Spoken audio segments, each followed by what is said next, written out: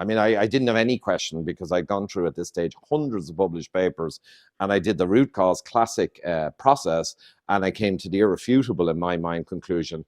I was excessive carbohydrate, and I needed to take all the carbs and sugars out immediately. And that meant I'd be eating a lot of high-fat food, by definition. You take out all the carbs and all the sugars, protein and fat are left. So I switched to eating basically lamb chops and meat, fish, and eggs mostly. I switched from this diet, and this diet was high in sugar. I wasn't aware of how bad sugar was, and I was drinking orange juice, which is more sugar than Coca-Cola original. And I was eating meat, fish, and eggs, but also vegetable oils. I fell for the heart healthy nonsense. And I was eating some junk food and a lot of carbohydrate, healthy whole grains, lots of fruit, 5 a day, and fruit's sweet and tasty. Of course, it's easy. So I was eating a lot. And that's what was ruining my liver and causing all these bad metrics. Root cause solution, clear as crystal, switched to this diet. I didn't know anything about the low carb, high fat movement. I vaguely later realized there was an Atkins guy, but they said he was a shill and he was killing people.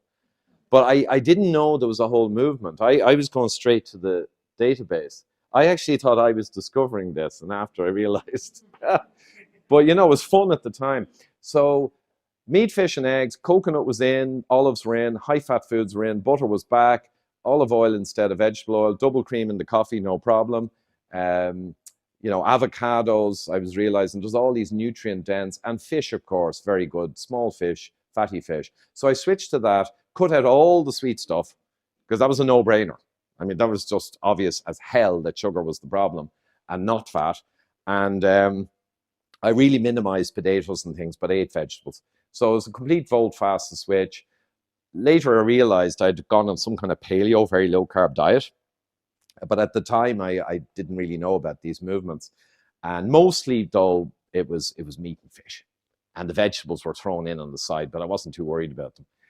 And here's what happened in 6 weeks. So insulin resistance was the problem. There was my GGT, which is one of the most sinister metrics you can have high. The actuaries love GGT for life insurance. They have no skin in the game on biochemistry or nutrition. They don't care. They only care what number means you're going to die early, and then we can make sure we can get a profit on you, or you're going to live long. I'm going to make sure we charge you more. They don't care. The actuaries have papers on GGT. They love it, right? It's basically type 2 diabetes reflector.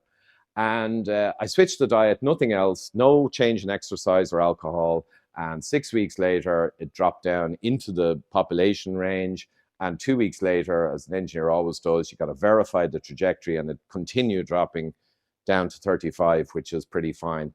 But not just that. The ferritin halved, which is another bad metric. It came down into range. The cholesterol did not drop. It actually went up. But I had now understood it's only the ratios of HDL to triglyceride that matter. And my LDL in total went up, but I knew that that was absolutely irrelevant because I'd found the papers that proved that. So I didn't worry about that. So I said, great stuff, thumbs up. Blood pressure came right down to normal with no extra exercise. And it came down and began to come down fast before the weight loss started. Before any noticeable weight loss. They say, oh, you're overweight, that's why you have high blood pressure. No. You're overweight because you're insulin resistant. You have high blood pressure because you're insulin resistant. The weight doesn't cause the blood pressure. The insulin resistance causes the blood pressure and the weight. So that's a key point. And my weight came down a lot to nearly 80 kilos at one point in 9 weeks. And the people in work were astonished. And the weights came right down. So that's when you find a dramatic, profound, all-encompassing root cause in a problem, in a process, a complex process. That kind of thing happens. You were trying to fix this metric here. You found a cause. You changed it, but the metric alone did not change. The whole process, the quality gets better everywhere. That's a real root cause, and you know you're profoundly correct when that happens. And this is a case in point.